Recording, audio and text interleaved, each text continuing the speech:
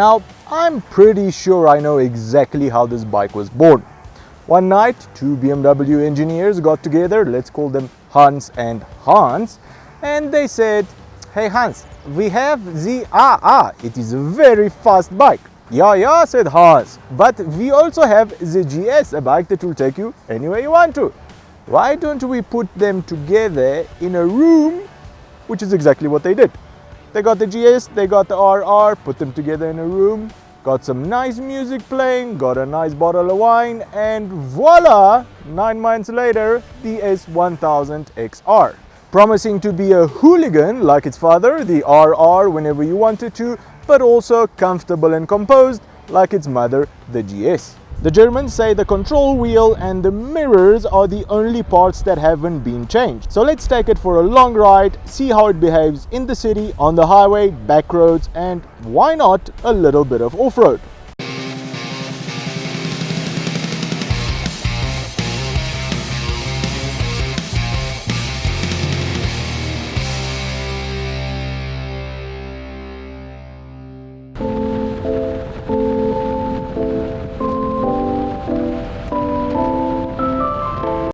BMW states that the only parts on the new XR which it has in common with the old XR are the mirrors and the control wheel. Maybe they should have worked on the mirrors a little as well. Most of the time, at least a quarter of them are filled by my arms, and almost all of the time at speed, they are so blurry I feel like I'm looking through a wormhole back in time. The surprising thing for highway speeds is the wind protection on this bike. The model I'm riding has the optional taller windscreen, but looking at it and the bike, you would be forgiven thinking that it has nothing on the GS, for example. You, just like me, would be wrong. The wind protection is better. Yes, I said better than on the GS where it matters. Apart from my legs, which are only partially protected but enough, I am completely enveloped in a bubble of calm. Unlike on the GS, where for some reason my shoulders are exposed and always take a pounding from the wind, on the XR they are fully protected, making a huge difference. Easy to reach switch gear, cruise control, a nice bright TFT screen where all the relevant info is arranged in a very Germany way to make sure I don't take my eyes off the road for more than I have to complete the package for a very comfortable highway tourer.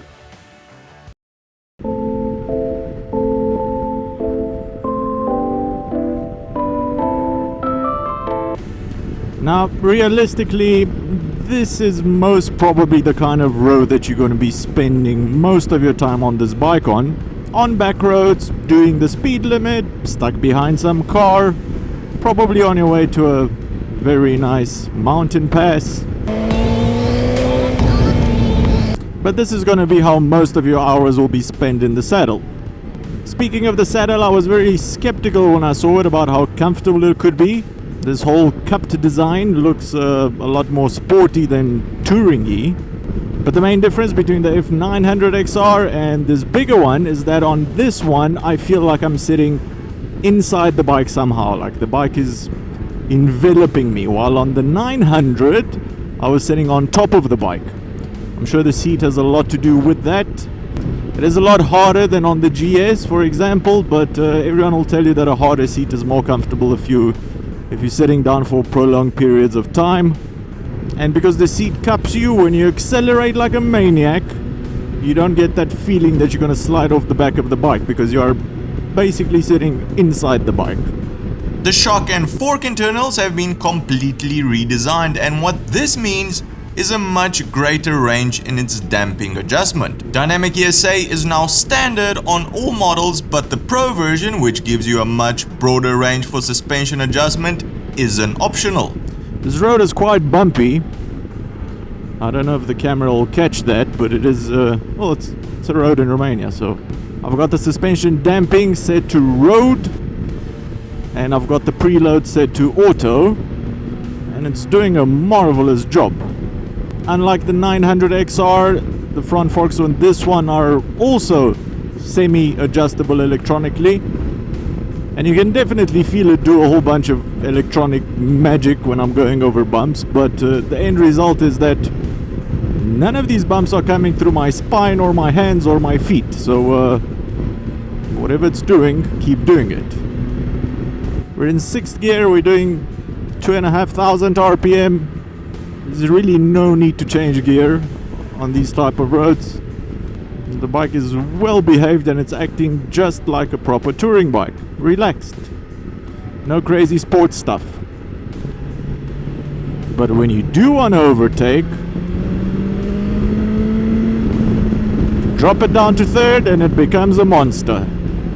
I guess that's what you get when you have a touring bike with a superbike engine inside.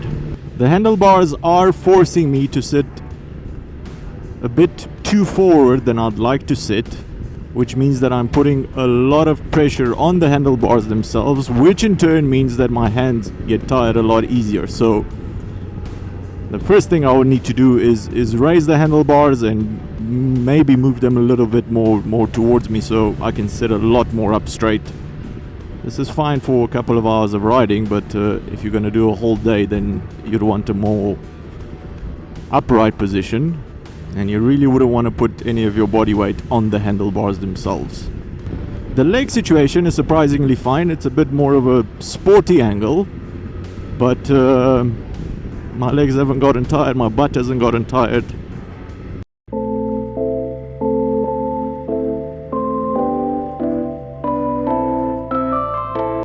Deciding to take a shortcut because shortcuts are always a good idea gave me an opportunity to test the XR's off-road prowess. God, this is not natural. I'm in a forest on a superbike engine. I feel like I'm taking a Swiss watch through mud with its battery cover open. The exposed oil radiator, the huge water radiator is sitting just behind the front wheel, the cast tires, the fact that BMW didn't include an off-road riding mode should have been enough signs that on off-road, the XR is like a fish out of water. Suspension is doing its job pretty well. The GoPro is definitely useless at capturing all the bumps in the road, but this is not a flat surface, trust me. And this better pay off. This thing's got no crash bars. It's got street tires. The throttle isn't snatchy, but it's giving me too much power for off-road, so I think if I change the riding mode to rain, it should give me less torque. Let's do that. Rain, not dynamic pro. Oh, that's better. That is much better. Our little off-road shortcut definitely paid off because right behind me is the world famous Transfiguration Highway.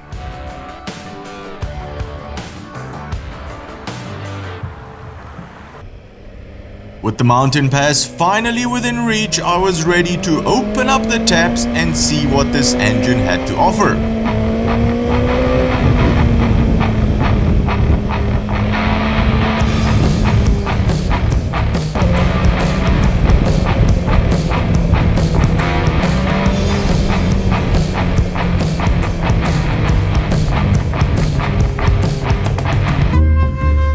This is lovely.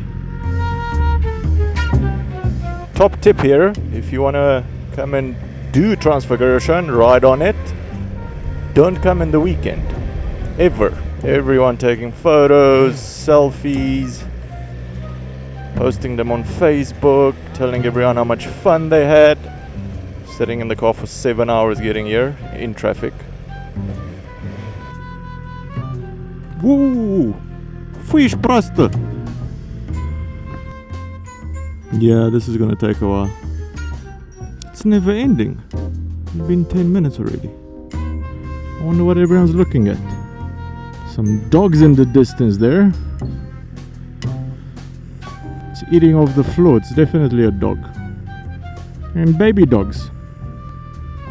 I wonder what kind of dog that is.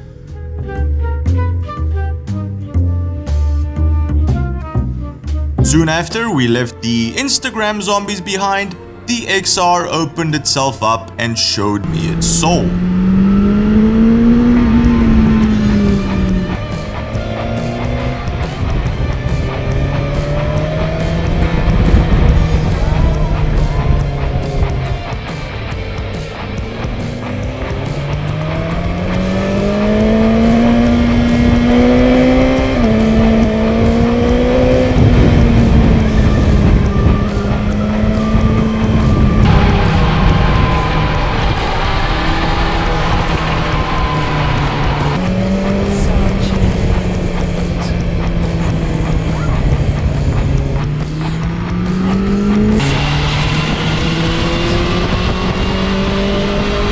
Alright, we've gotten rid of most of the traffic.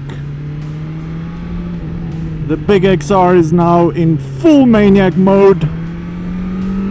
The keen-eyed amongst you will have noticed that I am still on road mode. There's a very good reason for that. I'm scared to put it in dynamic. If the 900XR I could happily ride in dynamic and push it as far as I wanted to without being scared, this is a completely different beast. And my way of letting it know that I respect it is to keep it in road. Because even in road, it is way past my skill level. The reason you're not hearing a lot of joy in my voice is because I'm concentrating like hell. But trust me, I am smiling on the inside.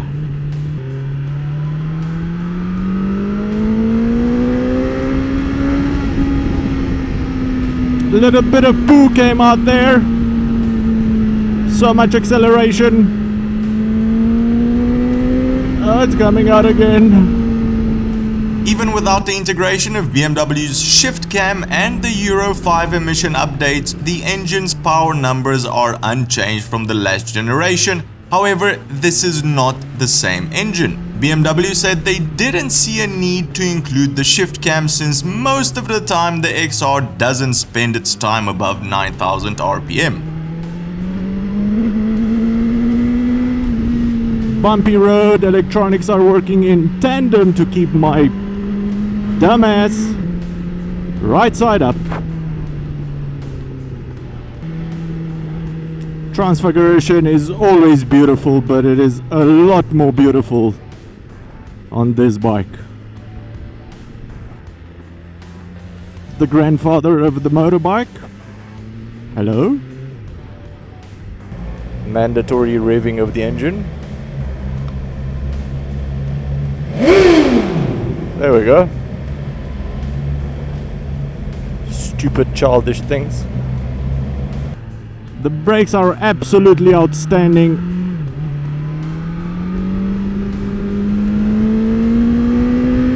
I wouldn't expect anything less. Quick shifter is absolutely outstanding again. Helps a hell of a lot on these type of roads. On this sort of riding is made for quick shifter. Whew. I wish my Fitbit batteries didn't die this morning, because probably doing about 150 BPMs. Whew. Alright, time to relax a little bit. That was one nice adrenaline shot. Now we can go back to granny driving for a while. I know you can do that. Just relax. Since owners of previous generation XRs wanted a more gentle and not sporty bike for day-to-day use, the rain and road modes are now exactly that, while Dynamic and Dynamic Pro still give you those adrenaline shots you're looking for. BMW added this little sports gizmo screen over here. Tells you your max lean angle, tells you the brake intervention, the ABS intervention, and the traction control intervention. So now it all becomes a game where you try beat your high score. BMW probably added that so you can crash and buy more of their bikes. But thankfully, every time you switch off the bike, it reverts to the normal screen one, so maybe you can forget about it. That sound is just amazing. Doesn't matter if you have 200 horsepower or 1,000 horsepower, you're still gonna be stuck behind the car that's in front of you. What? That's a bear. Look at the bear. Look, bear. I'm scared of bears. So I'm just gonna go. The amount of confidence this bike gives you with all of its electronics, with the way it's set up, with the riding position, is just astounding. Even a horrible rider like me can pretty much compare himself to Rossi right now. Tell his friends. What did you do today? Oh, I just went and did some Rossi stuff. You know, because I can.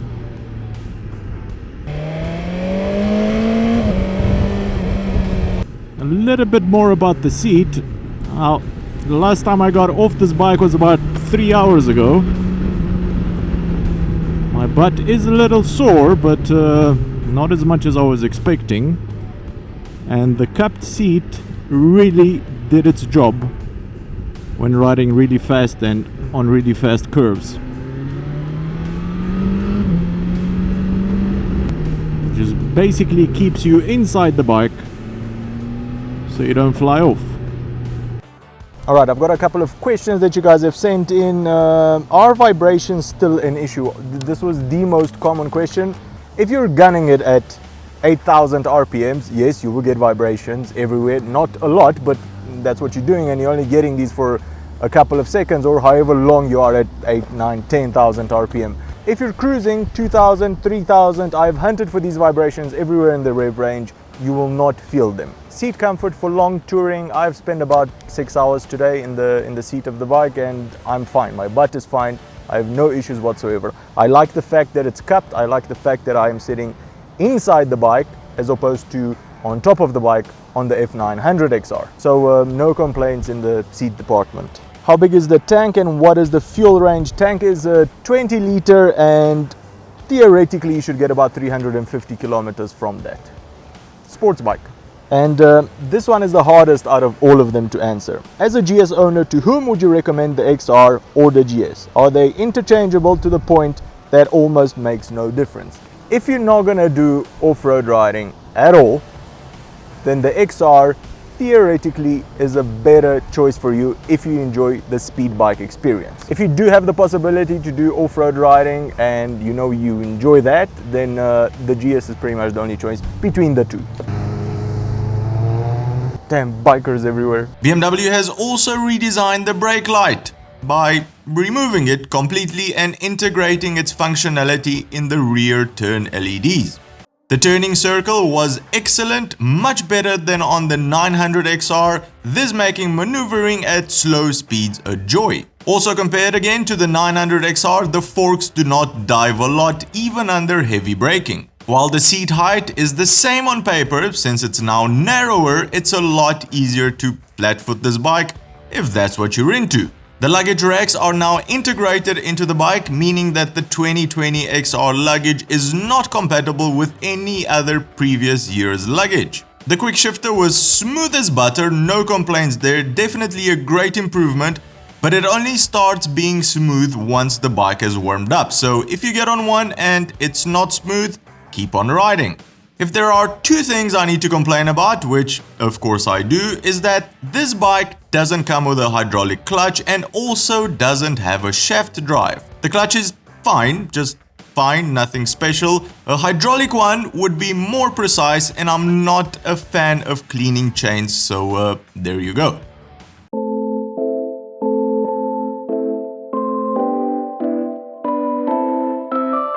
If you follow this channel for a while, you know I like to do a night review for all bikes since a lot of us ride at night as well, and good lights are important. The XR I was riding came with the extra auxiliary lights, and all in all, the lighting solution gets a 10 out of 10. BMW has nailed their LED lights, and with everything turned on, I could see everything around me. What I was not impressed by, however, was the optional cornering lights which were fitted. Great in theory, not really such great execution since they barely made any difference when cornering.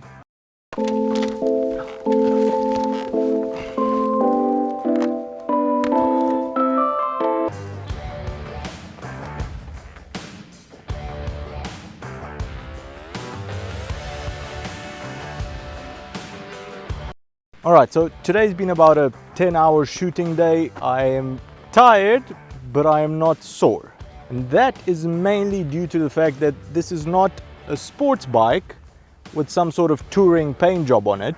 It is a touring bike with a sports bike engine in it. As usual, the only question that remains is, would I buy the S1000XR with my own money? And this time the answer is a resounding yes. Yes, I would. It would go in the garage right next to my GS. In Romania, we're very lucky to have a hell of a lot of off-road tracks, and I enjoy doing that. This I would never take on off-road, but if I knew I had a trip to do that involved absolutely no off-road riding, this is fun. This is a lot of fun, and it's comfortable, which is pretty much what you're looking for. Oh boy, is this fun. Well, this is me after spending 12 hours just today editing this video. So if you've enjoyed it, give it a big thumbs up, subscribe because that always helps a lot, or become a patron to help us make more of these shows. If you didn't enjoy it, don't worry, YouTube has a sort of little button for you as well. It's called the share button. That way you can share it and send it to all your friends, so you know, you can all laugh at the video. Cheers, and I'll see you guys on the next one. A little bit of poo came out there.